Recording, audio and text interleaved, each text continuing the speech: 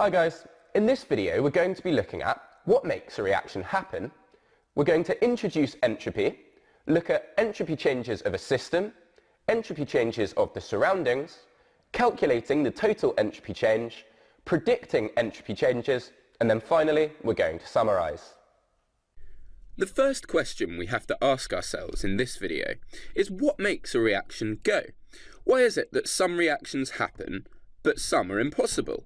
And some do just happen. For example, after ignition, magnesium just burns in oxygen without any further input from us. We don't have to help this violent reaction along. The reaction equation is given here. The solid magnesium combines with oxygen gas to give magnesium oxide, a white solid. The reverse reaction, however, will not happen unless we force it to by, for example, changing the temperature. In this instance, you can get the reverse reaction to happen by extreme heating, but at the same temperature the initial reaction happened, we will not get the magnesium oxide solid breaking down into magnesium and oxygen. This reaction does not occur on its own. We call reactions that happen without any help from us spontaneous. And what decides whether a reaction will happen spontaneously or not? It's tempting to think about the energy change. For example, maybe reactions happen on their own if there's a decrease in the total energy because this configuration is more stable. We know these reactions as exothermic. The reactants have more energy than the products, so there's an increase in stability when energy is released during a reaction in an exothermic reaction. But unfortunately, we don't get far with this way of thinking, because there are endothermic reactions that do happen spontaneously. You'll hopefully have seen a cold pack before that works by just crunching onto it. When you break the divider, two chemicals mix and there's an endothermic reaction that makes the cold pack cold so you can apply it to an injury. This reaction doesn't require constant heating from us. We have reactants at a lower energy going to products at a higher energy, just taking in energy from the surroundings. So we can see that enthalpy changes alone cannot tell us whether a reaction is feasible to happen spontaneously. To progress further with deciding whether reactions are spontaneous or not, we need to introduce a new quantity called entropy.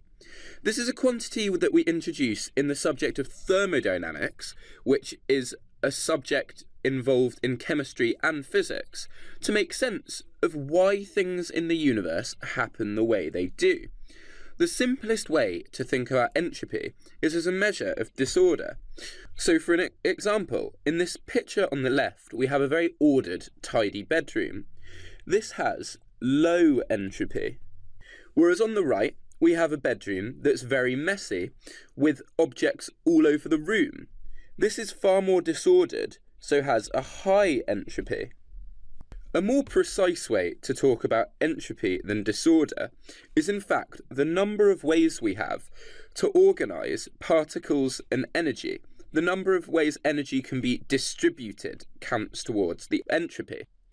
To think about this on a particle level, consider a solid compared to a gas. So a solid has fixed atoms within it.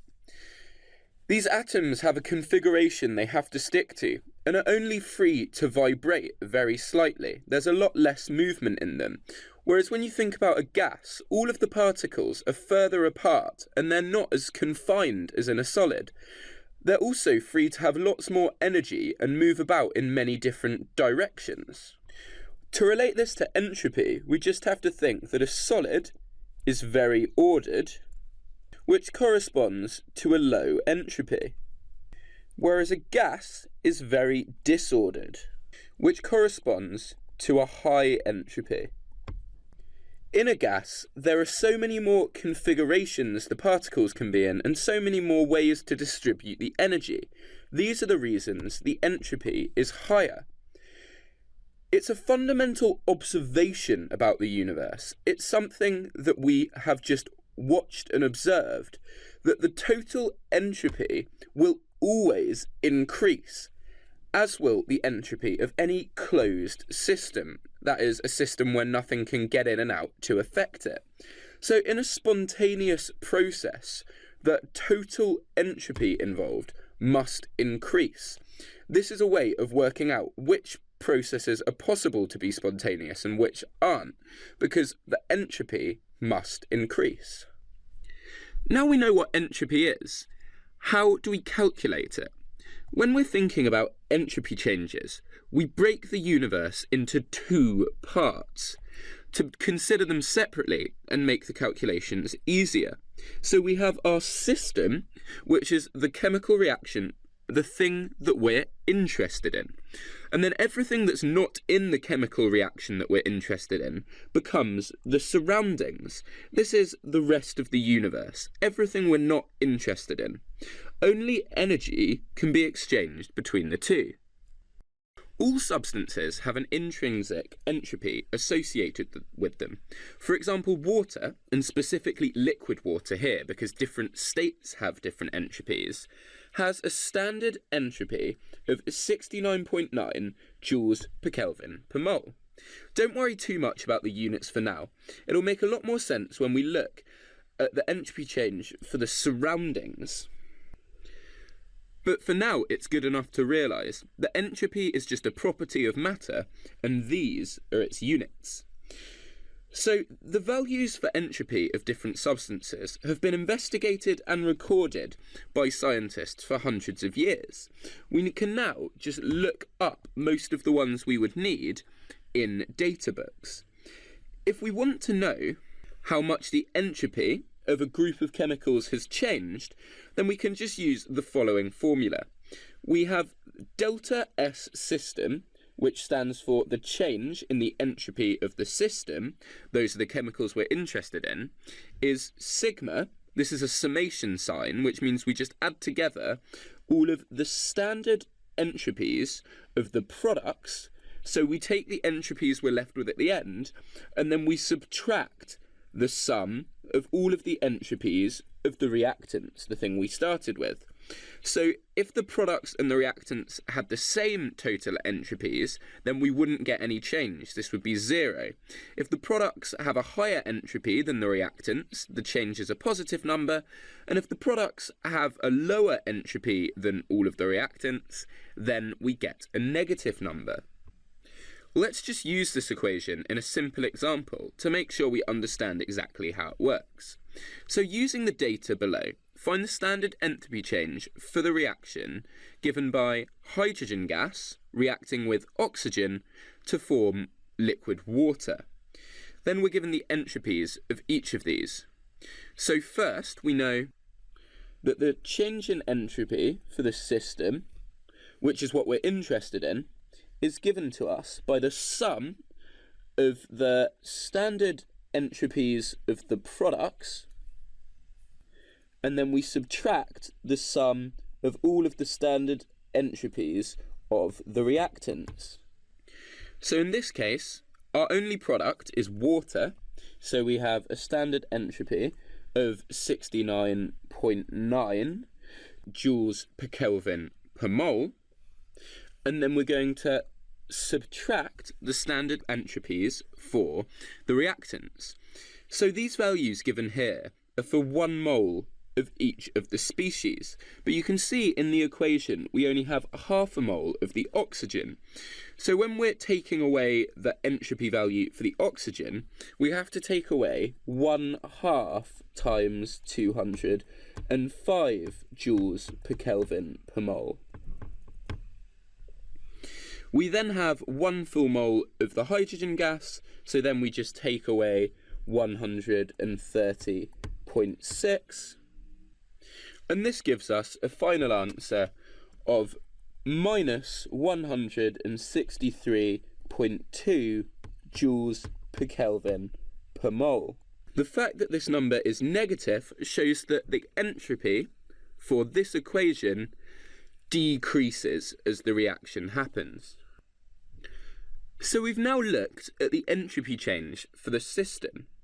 But remember, that when we think about entropy changes, we break it into two parts. So we've looked at the system. It's now time to look at the entropy changes for the surroundings. So the only way a chemical reaction can change the entropy, so affect the disorder of the surroundings, is to transfer heat to it. This is because we're dealing with closed systems, which means that no matter, no particles can get in or out.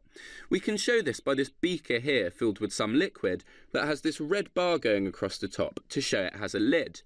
The surroundings, in this case could be the air, are made up of lots of particles, and when the reaction goes on, if it generates heat, it may radiate this heat out to the surroundings, which will then give the particles more energy, meaning the energy can be arranged in different ways, and so there's more disorder and more entropy. Equally, it may take in heat from the surroundings, and this will decrease the disorder and the entropy in the surroundings.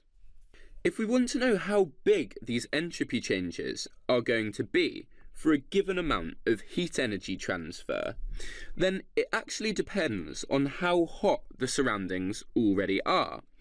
If something's very, very hot and you transfer a small amount of heat to it, it won't make much difference. But if it's very, very cold, it will make a huge difference.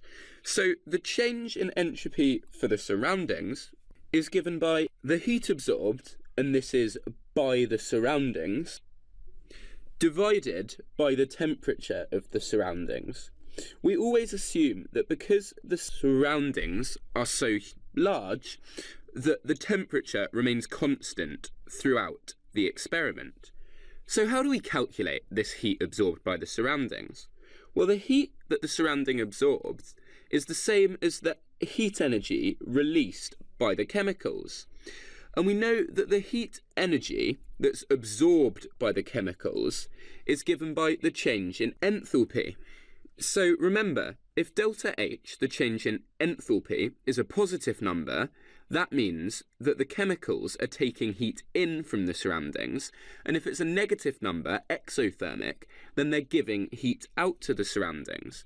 So if we want the heat that is absorbed by the surroundings, we have to take the negative of the enthalpy change. Just think about how this works to make it make sense. If we have an exothermic reaction, then delta H is going to be a negative number. So delta H is negative. We then take the negative of this, so we have a positive number. So that's a positive amount of energy that's absorbed by the surroundings. If we have an endothermic reaction, then we know that the change in enthalpy is a positive number, but heat has been absorbed from the surroundings, it's been taken out of the surroundings, so we make this negative, and we're given a negative number, so then the change of the surroundings is negative. You can see from this equation why entropy has the units of joule per Kelvin per mole. The change in enthalpy is an energy per mole, so that can be joules per mole, and then we're dividing through by a temperature in Kelvin to give us units of joules per Kelvin per mole. Let's just go through a quick example so we can see this equation in action. This is simpler than anything you would get in an exam, but it just lets you see the equation work. So we're going to find the entropy change of the surroundings when 1 mole of hydrogen is burnt. And then we're given the equation. We've got hydrogen gas reacting with half a mole of oxygen gas to form water. It's the same reaction we looked at for the entropy change of the system. This time, however, we're going to be using the equation that the change in the entropy for the surroundings is equal to the negative of the enthalpy change of the system divided through by the temperature of the surroundings. Now, before we plug this number in, we need to think about the units. The units of entropy are always given in joules per Kelvin per mole. However, enthalpy, because it's so large, is often given in kilojoules per mole. So before we start, we just need to convert the enthalpy to joules so we end up with the right units for entropy. So minus 286 kilojoules per mole is the same as minus 286,000 joules per mole. All we've done is multiplied by 1,000 to get rid of the killer. We were not told in the example what the temperature was, so it's safe to assume that unless told otherwise, it's room temperature, which is 298 Kelvin. This is the standard temperature for most lab experiments. We can now plug in all of our values. So we have minus the enthalpy change, which is minus 286,000. And we divide through by our temperature in Kelvin, which is 298 Kelvin. This gives us a final answer of 960 joules per Kelvin per mole. Because we're so interested in whether entropy is increasing or decreasing, it's always a good idea to include the sign even when it's positive. So you'd normally write plus 960 joules per Kelvin per mole to show that it's a change. We talked about entropy changes of systems and surroundings. So now we can talk about the total entropy change during a reaction. The total entropy change is often referred to as the entropy change of the universe to show that we have thought about all the possible changes to entropy. So the entropy change of the universe is equal to the total entropy change, and this is just given by adding together our entropy changes for the system and the surroundings. The second law of thermodynamics tells us that the total entropy change always has to be positive for a reaction or a change. So only reactions with a positive total entropy change can ever happen. As we talked about in the first part to this video, entropy can be a measure of disorder or ways to configure the system we have. So we can often predict whether an entropy change for a system, it's key that we're not always talking about the total entropy change here, will be positive or negative. And we can do this by reasoning without calculating the exact value. The first thing we're going to look at is a change of state. So in the first part of this video, we talked about how a solid has less options for where you can put the particles and energy compared to a gas, so less entropy. A liquid fits in somewhere in the middle. You've got more options of how to arrange the particles and how to arrange the energy than a solid, but still less than a gas. So the entropy increases in this direction. Let's look at a couple of examples for this. So when ammonium carbonate reacts with ethanoic acid, this is a violently fizzing but endothermic reaction. If you touch the beaker, it feels very, very cold. So why does the reaction progress? Well, for the reactants, we have a liquid and a solid, both of which are lower entropy states, whereas the products contain 2 moles of this gas and 2 moles of carbon dioxide. Because gases have a higher entropy, this means that the entropy change of the system increases. We've said that the reaction is endothermic. This means that it takes in heat energy from the surroundings, which will in turn decrease the entropy. So the entropy change of the surroundings decreases. This reaction, however, does progress because the increase in entropy of the system is much greater than the decrease in entropy of the surroundings. So when we add them together, the entropy change of the universe, or the total entropy change, is in fact positive. So this is a feasible reaction. How about when we burn magnesium and oxygen? You've seen this reactions lots of times, and it's violently exothermic. It gives out a lot of energy. Because it gives out so much energy to the surroundings, we know that the entropy change of the surroundings must be positive, it must increase. When we look at the system, we have gas on this side, half a mole of gas along with a mole of solid, whereas we just have 1 mole of solid on this side. Remember, gases have a high entropy and solids have a lower entropy, so the entropy change for the system here is actually negative.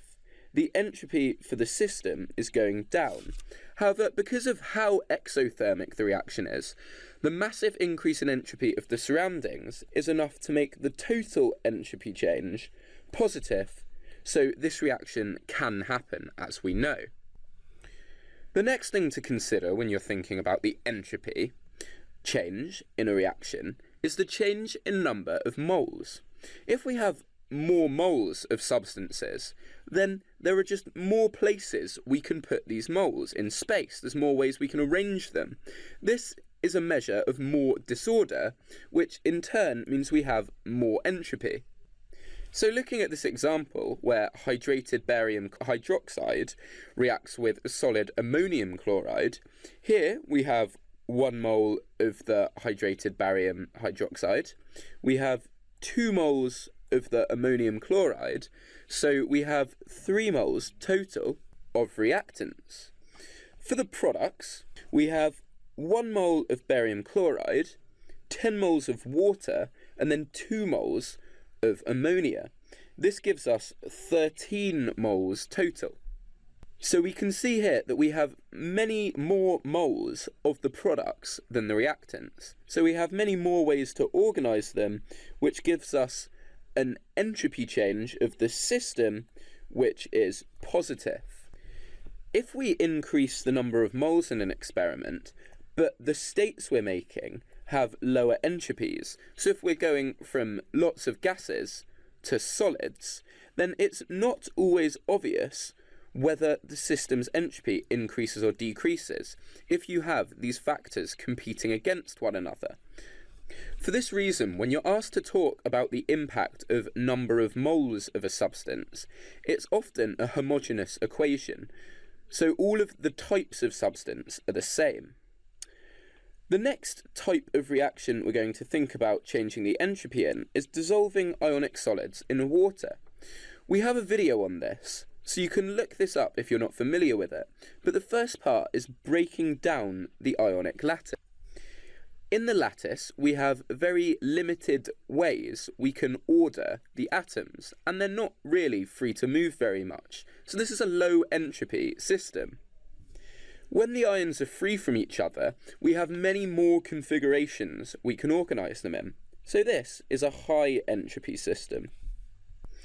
The next step in dissolving an ionic solid is to hydrate the ions. So we go from having free ions and water to having the water molecules, because they're slightly charged, interacting with the ions.